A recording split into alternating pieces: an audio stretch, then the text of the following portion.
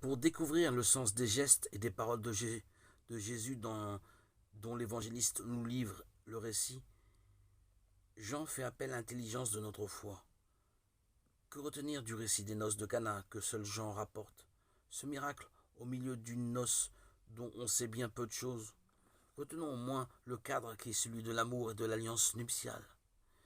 Et portons davantage attention à deux termes qui nous aideront à comprendre. Heure et signe. Des mots qui sont chargés de sens pour nous.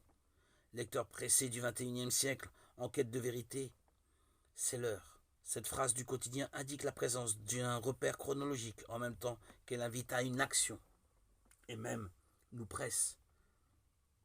Mais qu'en est-il pour Jésus, dont l'heure n'est pas encore venue? Y a-t-il une heure fixée? Mon heure, dit Jésus. Nous savons que l'heure de Jésus est celle de sa pleine manifestation, dans le mystère pascal.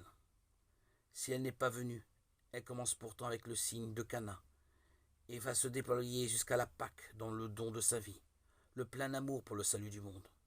Cette heure est le temps de la révélation achevée de Dieu. De cette heure dont nulle horloge ne détermine l'instant, nous sommes héritiers. Cana n'est pas le premier d'une suite de signes, mais le commencement des signes, c'est-à-dire le début de l'heure.